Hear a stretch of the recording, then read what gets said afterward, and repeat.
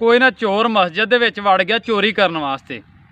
भी मस्जिद दे विच एक गल्ला पिया हुंदा, उहदे विच चंदा जमा करदे ने लोग, पैसे देंदे ने जिहड़े मस्जिद दे उस गल्ले दे विच पाए हुंदे ने। वो इसे जेहन च गया भी मैं इस टाइम जाना, कोई बंदा मस्जिद च नहीं होना तो गले दे विचों पैसे कड्डां। वो वड़ गया, जो जाके गले चों पैसे कड्ढण की कोशिश की, अजे पैसे ना निकले तो उधरों एक नमाजी होर तो आ गया। जो उन्हें वेख्या ना भी नमाजी आ रहा तो वह उठ्या तो वजू खाने चला गया, वजू करके तो आण के नमाज शुरू कर दी। वो जिहड़ा नमाजी सी उन्हें भी नमाज पढ़ रहा सी, वो नमाज पढ़ के चला गया। वो जिहड़ा चोर सी ना उन्हें दोबारा फिर गला जिहड़ा सी ना वो तोड़न की कोशिश करन लग पिया। हजे उन्हें थोड़े जे पैसे कड्ढे गले दे विचों ते उधरों एक नमाजी होर आ गया। वो चोर जल्दी नाल उठ्या तो उठ के नमाज पढ़न लग पिया।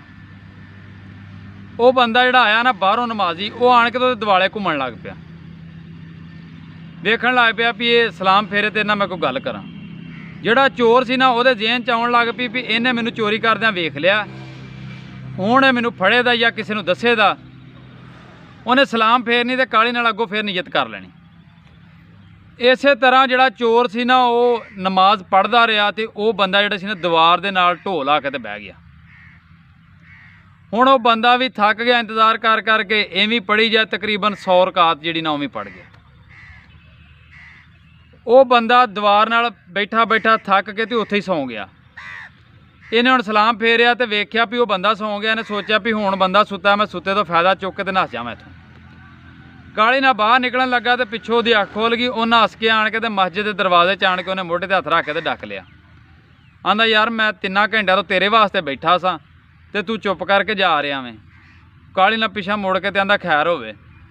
वो आंदा गल है भी मैं सफ़र ते जा रहा सा तो मेरी गड्डी दी हो गई ब्रेक फेल, तो मैं अल्लाह अगे मनत मंगी सी कि मैनू अल्लाह पाक किसी ने वड्डे हादसे तो बचा लवे, मैनू महफूज रखे।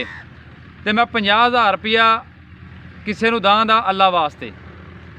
तो मैं यही सोचा सी भी उन्होंने दां दा किसी नेक बंदे नूं, ते मैनू नेक इत्थे तू ही लगा। मैं मस्जिद आ गया सा भी जिहड़ा बंदा नमाज पढ़ रहा उहदा नेक कोई होएगा तो मैं उन्होंने देंगा।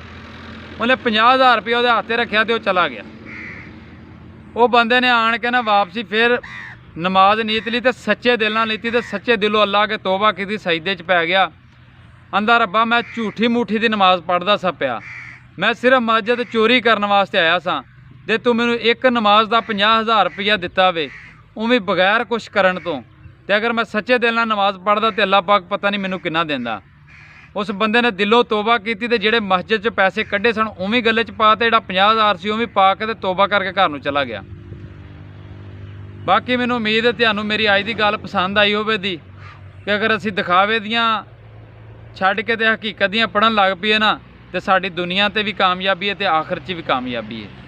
तो बाकी मेरी दुआ है अल्लाह पाक तुहानूं भी सच्चा ते पक्का नमाजी बनावे ते मैनूं भी इहदे ते अमल करन दी तौफीक देवे। आमीन।